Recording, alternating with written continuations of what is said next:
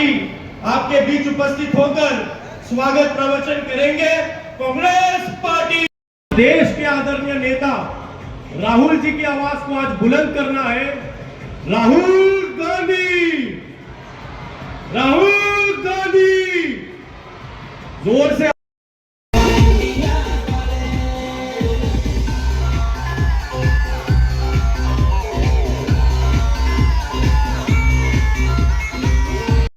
लेते लकीरें चुरा।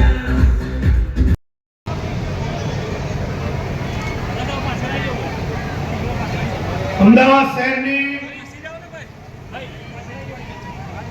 पूर्व लोकसभा, अमदावाद शहरनी पश्चिम लोकसभा અને ગાંધીનગર લોકસભાનો ત્રિવેણી સંગમના અનુસંધાનમાં આજે રાખેલી જાહેર સભામાં ઉપસ્થિત ऑल इंडिया कांग्रेस से विनती करता हूं कि वो उषा नायडू जी का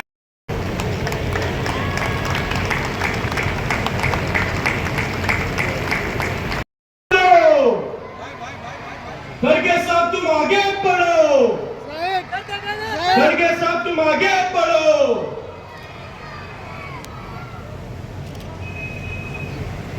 हमारे सभी उम्मीदवार उससे ज्यादा तो आप बोलते हो लेकिन आप करते कुछ भी नहीं। हम करके दिखाए, करके नहीं। शक्ति, सम्मान, आशा, मिडवाइफ, मिड डे मील के जितने भी नौकर से, आंगनवाड़ी के वर्कर से, इनकी सैलरी हम दुगनी करेंगे। ये गरीब लोग हैं, छोटे मोटे काम करते, बच्चों के साथ काम करते, उनके लिए हम ये देंगे। ये क्या मुस्लिम के लिए? ये हमारा दूसरा तीसरा न्याय है। इसके साथ किसान न्याय। किसान न्याय क्या है? एक किसान एमएसपी, हम कानून की गारंटी देंगे, सही दाम देंगे।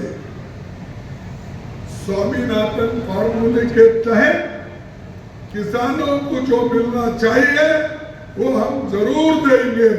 ये हमारा वायदा है। कर्ज माफ करेंगे, किसानों का कर्ज हम माफ करेंगे। बीमा भुगतान 30 दिन के अंदर हम ट्रांसफर करके देंगे। और जीएसटी मुक्त खेती, जैसा फर्टिलाइजर पे जीएसटी है, ट्रैक्टर पे, ट्रैक्टर टायर के ऊपर है, और खेत में औषधि जो मांगते हैं उसके ऊपर भी टैक्स है। ये सारी टैक्स जीएसटी हम निकाल लेंगे। ये किसानों के भलाई के लिए हमको निकालना पड़ता है। मोदी साहब, आपके साथ बड़े बड़े लोग हैं, हमारे साथ सिर्फ गरीब लोग हैं। हम गरीब लोग की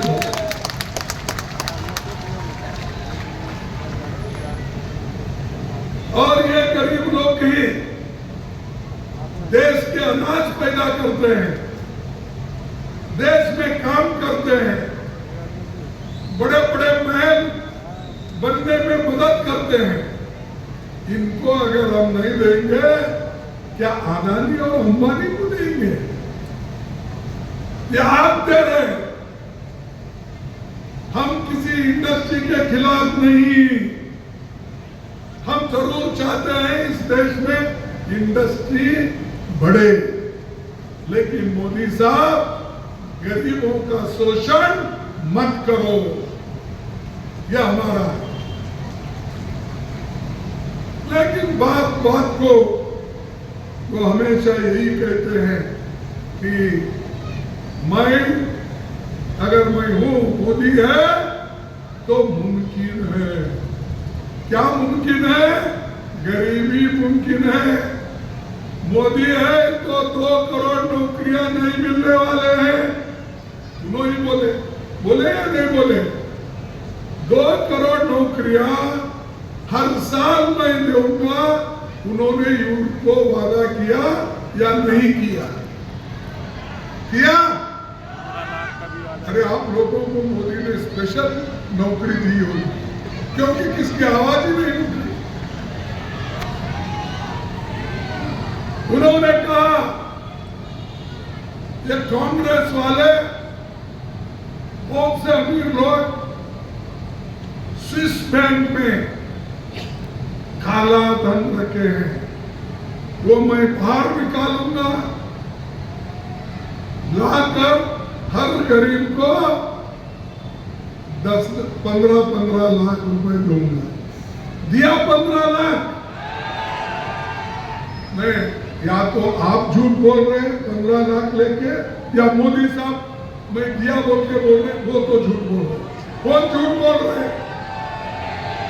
अरे कौन झूठ बोल रहे? मोदी बोल रहे। मैं समझा मोदी साहब प्राइम मिनिस्टर है, कम से कम यहाँ अहमदाबाद में तो झूठ नहीं बोलेंगे, दूसरे तरफ उनकी भाषा समझ में नहीं आती। हमारे कर्नाटक, तेलंगाना, इधर तमिलनाडु, वहां बोले तो चल जाता, समझते बोले होंगे, लेकिन यहाँ भी बोले। अरे ऐसा मोदी साहब ये भी बोले। मोदी साहब क्या बोले? किसानों का दाम दुप्पट कर दूंगा। बोले या नहीं बोले? तो किसानों का दाम दुप्पट हो गया, दुप्पट बेनिफिट हुआ उनको? नहीं हुआ। अरे कितने झूठ बोले, एक बोलेंगे 2 बोलेंगे, प्राइम मिनिस्टर 10 झूठ बोलते हैं। तो हम बोलने में क्या गलती है? अपोजिशन पार्टी को इतना गाला देते हैं। अरे आप तो झूठों के सरदार हैं और हमको गाला देते हैं।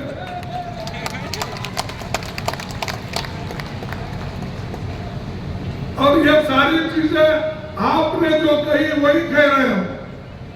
हमारे मुंह से कोई नया शब्द इसमें हम नहीं। तो बुलेट ट्रेन लाऊंगा, 1 लाख रुपए खर्च करके 2 साल में अहमदाबाद से लेकर मुंबई तक बुलेट ट्रेन। कहा है भाई बुलेट ट्रेन? बैठे आप लोग बुलेट ट्रेन में? अभी आपको भी नहीं बिठाए? अरे मेरा गांव दूर है, मुझे नहीं बिठाए, नहीं बिठाए, आपको भी नहीं बिठाए। बुलेट ट्रेन नहीं आया।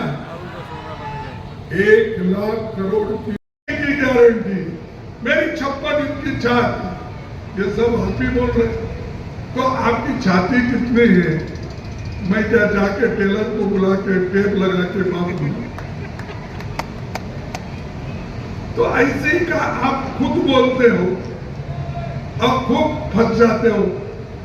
और उसके बाद देखिए वो कांग्रेस वाले ऐसा है, ये बात उन्होंने बोली। हम किसी को व्यक्तिगत टीका नहीं करते, हम मोदी जी को व्यक्तिगत टीका नहीं करते, शाह को व्यक्तिगत टीका नहीं करते। हम करते हैं जिन उसूलों में आरएसएस के उसूलों पे जो विश्वास रख के आप दूसरों को कुचलने की कोशिश करते हैं, उस विचारों के खिलाफ है, उस विचारों के खिलाफ है।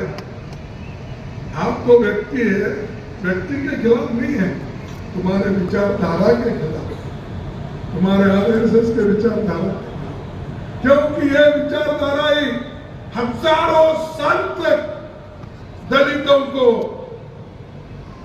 पिछड़ों को कुचलते रहे, उनको आगे बढ़ने नहीं दी, उनको एजुकेशन नहीं दिया, उनको मंदिर में जाने नहीं दिया, उनको कुछ सहूलत नहीं दी। हजारों सालों का रिकॉर्ड।